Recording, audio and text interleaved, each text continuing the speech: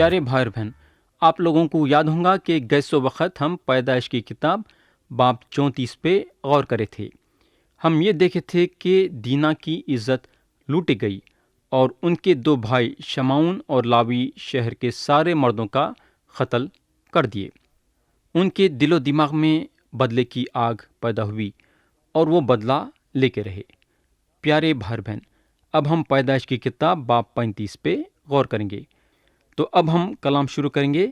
پیدائش کی کتاب باب 35 پہلی آیت پڑھیں گے۔ لکھا ہوا ہے، اور خدا نے یعقوب سے کہا کہ اٹھ بیتل کو جا اور وہیں رہ، اور وہاں خدا کے لیے جو تجھے اس وقت دکھائی دیا جب تو اپنے بھائی عیسیٰ کے پاس سے بھاگ جا رہا تھا، ایک مذبح بنا۔ تو پیارے بھائی بہن، یہاں اگر ہم دیکھیں گے تو خدا حضرت یعقوب کو پھر واپس بیتل کو بلاتا ہے۔ یہ غمگین تجربہ کے بعد انہوں تیار ہو جاتے ہیں جانے کے لیے۔ اگر ہم ان کے زندگی میں دیکھیں گے تو پہلے ان کے پاس اتنا ایمان نہیں تھا آگے بڑھنے کے لیے، مگر اب یعقوب روحانی طور سے گھر میں بڑے بنتے ہیں ان کو بیتل کو لے جانے کے لیے۔ آیت 2 میں لکھا ہوا ہے، تب یعقوب نے اپنے گھرانے اور اپنے سب ساتھیوں سے کہا کہ بیگانہ دیوتاؤں کو جو تمہارے درمیان ہیں دور کرو اور طہارت کر کے اپنے کپڑے بدل ڈالو۔ تو یہاں کئی چیزیں ہیں جو انہوں اپنے گھرانے کو کرنے کو بولتے ہیں۔ سب سے پہلے چیز جو انہوں بولتے ہیں وہ یہ ہے کہ بیگانہ دیوتاؤں کو جو تمہارے درمیان ہیں دور کرو۔ پیارے بھائی اور بہن، یہ تو ایک گھبرانے کی بات ہے۔ اگر ہم یاد کریں گے تو ہم کو معلوم ہوگا کہ جب یعقوب راخیل اور لیا کے ساتھ بھاگے تو راخیل اپنے باپ کے بتوں کو رکھ لیے تھے، اور جب لابان ان کے خیمے میں داخل ہوئے تو انہوں وہ بتوں کو اونٹ کے چمڑے میں چھپا کے اس پہ بیٹھ گئے تھے۔ مگر یعقوب کو یہ بات کا پتہ نہیں تھا کہ راخیل کے پاس ان کے باپ کے بت ہیں۔ انہوں ایمانداری کے ساتھ ان کے ماموں لابان کو بولنے کو لگے کہ میرے پاس تمہارے بت نہیں ہیں، جب لابان ان کو اپنے بتوں کے بارے میں سوال کرے تو۔ یہ شاید پہلی مرتبہ تھا جب یعقوب ایک سچی بات بولے ہوں گے، اور واقعی میں ان کو نہیں معلوم تھا کہ بت ان کے پاس ہیں، یعنی کہ راخیل کے پاس رکھے ہوئے ہیں۔ مگر یہ پکی بات ہے کہ بعد میں یعقوب کو پتہ چلا ہوگا کہ ان کا گھرانہ اور جو لوگ ان کے ساتھ ہیں ان کے پاس بت ہیں، اور ان لوگاں بت کی عبادت کر رہے ہیں۔ جب یعقوب کو یہ بات کا پتہ چلا تو انہوں اپنی آواز اٹھائے یہ بولتے ہوئے کہ بیگانہ دیوتاؤں کو جو تمہارے درمیان ہیں دور کرو۔ ہم کو معلوم ہونا چاہیے کہ یعقوب زندہ اور سچے خدا کی عبادت کرتے تھے۔ انہوں ذاتی طور سے اپنا رشتہ خدا کے ساتھ جوڑے تھے، مگر ان کے گھر سے جو دوسروں کے پاس تھے بت یا مورتی جو بھی سمجھو نہیں نکلے تھے، اور ہم کو یہ معلوم ہوتا ہے کہ ان کا سارا گھرانہ مورتی پوجا کر رہا تھا۔ تو یہ پہلی مرتبہ یعقوب اپنا روحانی قدم اٹھاتے ہیں اور بولتے ہیں بیگانہ دیوتاؤں کو جو تمہارے درمیان ہیں دور کرو اور طہارت کر کے اپنے کپڑے بدل ڈالو۔ تو پہلی چیز جو ان لوگوں کو کرنا ہے وہ یہ ہے کہ وہ غلط کام کو اپنے زندگی سے دور کرنا ہے جو ان لوگاں اپنے زندگی میں اپنا رہے ہیں۔ سب سے پہلی چیز ان کو یہ کرنا ہے کہ ان لوگاں اپنے آپ کو پاک صاف کرنا ہے۔ میرے بھائی، آج کئی لوگ ہیں جو ہفتے کے 6 دن دوسرے خداؤں کی عبادت کر رہے ہیں اور خدمت گزاری کر رہے ہیں، اور اتوار کے روز یسوع مسیح کی عبادت کرنے کی کوشش کرتے ہیں۔ کئی مسیح لوگوں کے پاس ہمہ قسم کے خدایاں ہیں، اور اس کے بعد یہ بات سے حیرت کرتے ہیں کہ اتوار کے روز ان کے خدمت گزاری میں دم کا کیوں نہیں ہے۔ میرے دوست، آپ کو دوسرے خداؤں کو دور کرنا پڑے گا۔ اب میرے کو تو نہیں معلوم ہے کہ آپ کے پاس کون سے خدایاں ہیں، ہو سکتا ہے کہ جسمانی خواہش ہو سکتی۔ جسمانی خواہش بھی رکھنا ہمارے زندگی میں ایک خدا ہے۔ کئی مسیح لوگ جو بزنس کرتے ہیں یہ سوچتے کہ میں کتنا پیسہ بنا سکتا، ایسا کرا تو میرے کو کتنا فائدہ ہوگا، اور ویسا کرا تو میرے کو کتنا فائدہ ہوگا۔ خیال خدا میں نہیں، خدا کے کلام میں نہیں، دعا میں نہیں، مگر یہ سوچتے رہنا کہ میرے کو آگے کیا کرنا پڑے گا پیسہ کمانے کے لیے، تو انہیں اس کے خیال پیسوں پہ رکھتا ہے، اور زندہ اور سچے خدا یسوع مسیح میں اس کو کوئی دلچسپی نہیں رہتی، اور ایک قانون اور قاعدے کے طور پہ اتوار کے روز کلیسیا میں شامل ہوتا اور چلے جاتا، اور اس کے بعد سوچنے کو لگتا کہ اس کی روحانی زندگی میں کئی کو گڑبڑ ہے، انہیں کئی کو روحانی طور سے آگے نہیں بڑھ رہا ہے، اس کی زندگی میں تبدیلی کئی کو نہیں آ رہی ہے۔ میرے دوست، اگر آپ بیتل کو آنا چاہتے ہیں جس وقت شروع میں آپ آئے تھے، تو سب سے پہلا کام آپ کی زندگی میں یہ کرنا ہوگا کہ آپ کو پیسوں کے ساتھ جو آپ اپنا خدا بنائے ہیں اس کو چھوڑنا پڑے گا۔ آپ کے زندگی میں جس کسی کو بھی آپ خدا بنائے ہیں چھوڑ کے یسوع مسیح کے پاس اپنا دل کھول کے آنا پڑے گا۔ یا اگر ہم دیکھیں گے تو یعقوب بولتے ہیں، طہارت کر کے اپنے کپڑے بدل ڈالو۔ یسوع مسیح پہ ایمان رکھنے والے کے زندگی میں طہارت کا مطلب یہ ہے کہ گناہوں کا اقرار کرنا۔ آپ کو اپنی زندگی میں گناہ کو نپٹنا ہوگا۔ آپ اپنے دل میں غلاظت رکھ لے کے اتوار کے روز کلیسیا میں شامل نہیں ہو سکتے۔ کلیسیا میں شامل ہونے کے لیے سب سے پہلے آپ اپنے اجنبی خداؤں کو اپنے دل سے نکالنا ہوگا۔ کلیسیا میں شامل ہونے کے لیے روحانی صفائی کی ضرورت ہے۔ میں یقین کرتا ہوں کہ کلیسیا میں شامل ہونے سے پہلے آپ گھر میں نہا دھو کے اپنے کو پاک صاف کر کے اچھے کپڑے پہن کے آتے ہیں۔ یہ تو جسمانی صفائی ہے۔ آپ کے روحانی صفائی کی بھی ضرورت ہے، اور وہ ہے خدا کے سامنے اپنے گناہوں کا اقرار کرنا اور اس سے معافی مانگنا۔ یوحنا کا پہلا عام خط باب 1 اور اس کی آیت 9 میں خدا کا کلام بتاتا ہے، جہاں لکھا ہوا ہے، اگر اپنے گناہوں کا اقرار کریں تو وہ ہمارے گناہوں کے معاف کرنے اور ہمیں ساری ناراستی سے پاک کرنے میں سچا اور عادل ہے۔ تو پیارے بھائی اور بہن، گناہ کا اقرار کرنا ضروری ہے۔ انہیں معاف کرنے کے لیے تیار ہے، یعنی کہ خدا معاف کرنے کے لیے تیار ہے، مگر ہمارا قدم یہ ہے کہ ہم اقرار کرنا یہ ہوگا۔ اب آگے یعقوب بولتے ہیں، اپنے کپڑے بدل ڈالو۔ دوسرے الفاظوں میں یہ ہے کہ پرانے کپڑوں کو اتار دینا چاہیے۔ کپڑے بدل ڈالنے کا مطلب یہ ہے کہ ہمارے عادتاں بدل دینا۔ خدا کا فرزند ایسے کپڑے پہنے رہنا کہ انہیں یہ ظاہر کرنا کہ انہیں کون ہے اور کس کی امانت ہے۔ پیارے بھائی اور بہن، کیا آپ خداوند کے عادتیں اپنی زندگی میں پہن رہے ہیں کیا آپ کو کوئی پرکھ سکتا ہے کیا کہ آپ خداوند یسوع مسیح کے ہیں؟ کیا آپ اپنے بزنس میں یا اسکول میں یا اپنے پڑوس میں اپنے زندگی کے ذریعے سے ظاہر کر سکتے ہیں کیا کہ آپ ان سے الگ ہیں؟ اپنے عادتوں میں، اپنے بات چیت میں، اپنے رہن سہن میں، اپنے اٹھنے بیٹھنے میں وغیرہ وغیرہ۔ ہم کو معلوم ہونا چاہیے کہ جس دن یعقوب بیتل کو واپس گئے تو انہوں خداوند کے لیے جینے لگے۔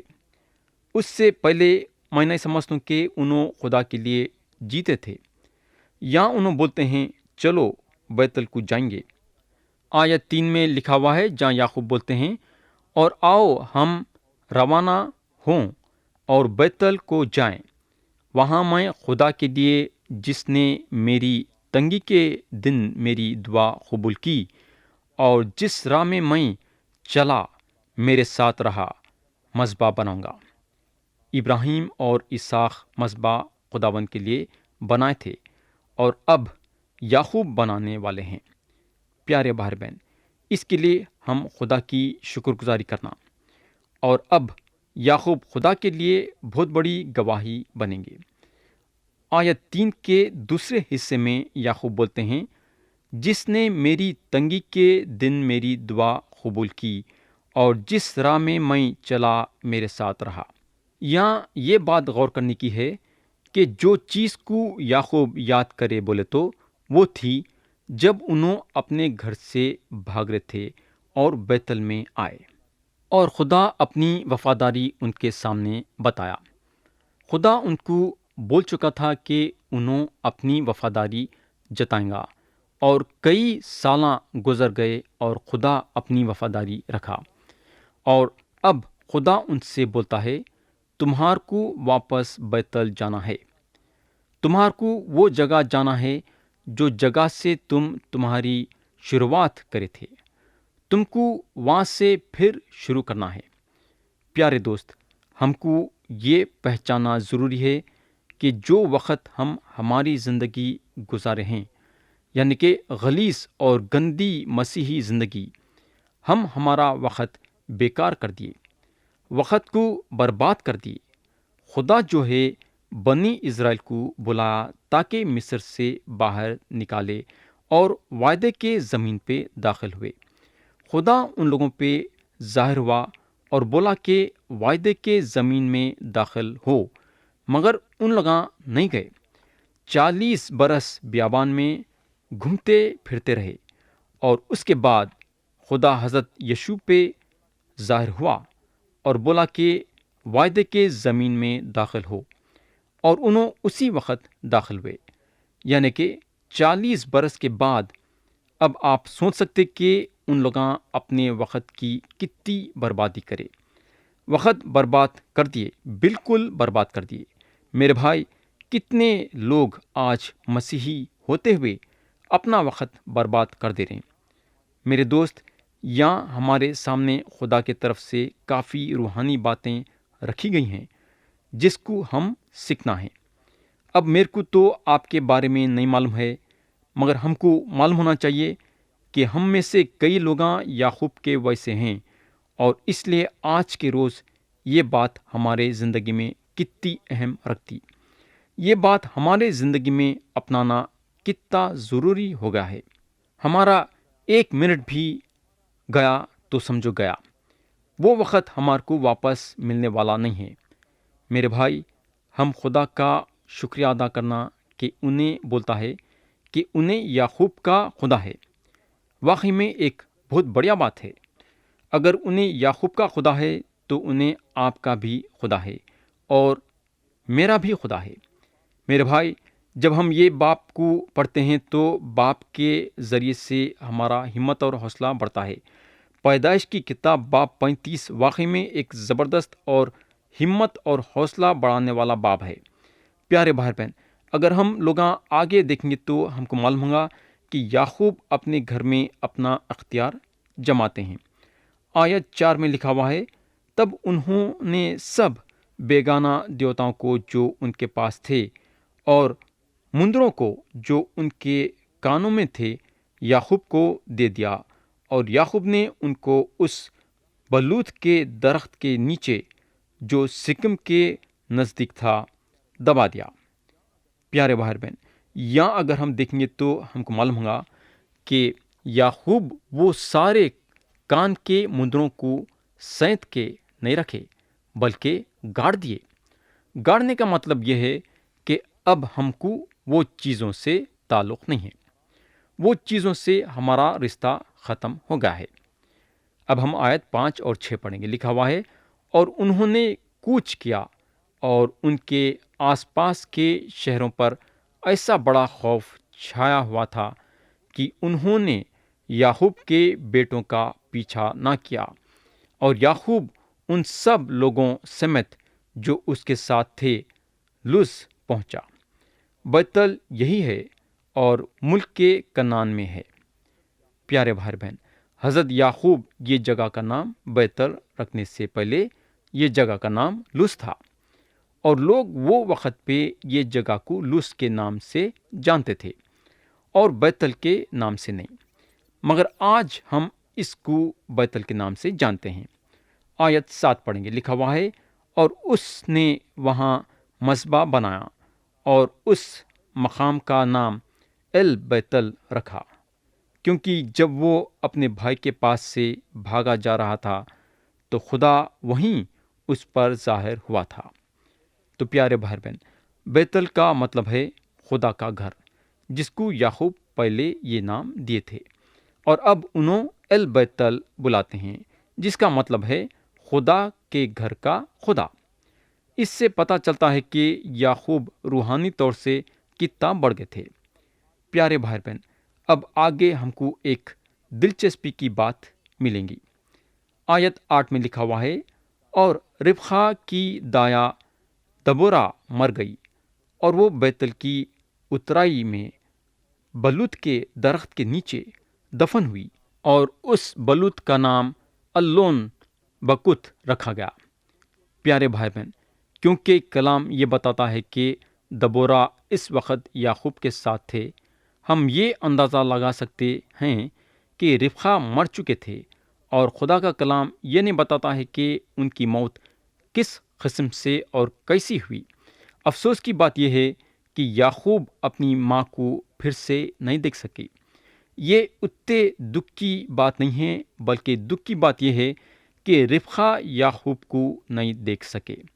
انہوں یعقوب کو تھوڑے دنوں کے ارادوں سے بھیجائے تھے، مگر وہ تھوڑے دن نہیں ہوئے، بلکہ یعقوب کو 20 برس حران ملک میں گزارنا پڑا۔ ہم سوچتے ایک اور ہوتا ایک۔ اور غور کرنے کی بات یہ ہے کہ دبورا ربقہ کی مرنے کی خبر یعقوب تک پہنچائے ہوں گے، اور اب انہوں خود مرتے ہیں۔ آیت 9 پڑھیں گے، اور یعقوب کے فدن آرام سے آنے کے بعد خدا اسے پھر دکھائی دیا اور اسے برکت بخشی۔ پیارے بھائی بہن، یعقوب کے کئی سال خدا کوشش کر رہا تھا ان کو نپٹنے کے لیے، اور خدا ان کو یہاں سے اٹھاتا ہے جب یعقوب اپنے جوانی میں بیتل کو آئے تھے۔ اپنے جوانی کا وقت انہوں اپنے ماموں کے ساتھ گزارے تھے، اور وہ 20 برس ان کے بیکار گئے۔ آیت 10 اور 11 پڑھیں گے، اور خدا نے اس سے کہا کہ تیرا نام یعقوب ہے، تیرا نام آگے کو یعقوب نہ کہلائے گا، بلکہ تیرا نام اسرائیل ہوگا۔ سو اس نے اس کا نام اسرائیل رکھا۔ پھر خدا نے اس سے کہا کہ میں خدائے قادر مطلق ہوں، تو برومند ہو اور بہت ہو جا، تجھ سے ایک قوم بلکہ قوموں کے جتے پیدا ہوں گے، اور بادشاہ تیری سلوب سے نکلیں گے۔ تو یہاں اگر ہم دیکھیں گے تو خدا یعقوب کو کیا بولتا ہے؟ میں خدائے قادر مطلق ہوں۔ میں یقین کرتا ہوں کہ آپ لوگوں کو یاد ہوگا کہ خدا اپنے آپ کو حضرت ابراہیم کے سامنے کیسا ظاہر کرا۔ انہیں حضرت ابراہیم کو بولنے کو لگا کہ میں خدائے قادر مطلق ہوں۔ آیت 12 میں لکھا ہوا ہے، اور یہ ملک جو میں نے ابراہیم اور اسحاق کو دیا ہے، سو تجھ کو دوں گا، اور تیرے بعد تیری نسل کو بھی یہ ملک دوں گا۔ پیارے بھائی بہن، ہم کو معلوم ہونا چاہیے کہ خدا کے نظروں میں یہ زمین بہت ہی اہم ہے۔ یہاں اگر ہم دیکھیں گے تو ہم کو معلوم ہوگا کہ یہ تیسرے مرتبہ خدا ان لوگوں سے وعدہ کرا ہے دینے کا۔ پہلے حضرت ابراہیم سے وعدہ کرا، دوسری مرتبہ حضرت اسحاق سے وعدہ کرا، اور اب حضرت یعقوب سے وعدہ کرتا ہے۔ خدا جو ہے ان میں سے ہر ایک کو یہ بولنا ضروری سمجھا، بلکہ حضرت ابراہیم کو کئی مرتبہ بولا۔ آیت 13 سے 15 پڑھیں گے، اور خدا جس جگہ اس سے ہم کلام ہوا وہیں سے اس کے پاس سے اوپر چلا گیا۔ تب یعقوب نے اس جگہ جہاں وہ اس سے ہم کلام ہوا پتھر کا ایک ستون کھڑا کیا، اور اس پر تپاون کیا اور تیل ڈالا، اور یعقوب نے اس مقام کا نام جہاں خدا اس سے ہم کلام ہوا بیتل رکھا۔ پیارے بھائی بہن، یہاں جو ہے پتھر کے ستون پہ تیل ڈالنے کا یہ مطلب ہے کہ یعقوب خدا کی عبادت کرے، خدا کی عبادت کرنا ہمارے زندگی کا ایک بہت بڑا حصہ ہونا چاہیے۔ خدا ہم کو چنا اس کی عبادت کرنے کے لیے، اس کی حمد و ثنا کرنے کے لیے۔ کیا ہم یہ کام کر رہے ہیں کیا؟ اب ہم آیت 16 پڑھیں گے۔ اور وہ بیتل سے چلے اور افرات تھوڑی ہی دور رہ گیا تھا کہ راخل کے درد ذی لگا اور وضائے حمل میں نہایت دقت ہوئی۔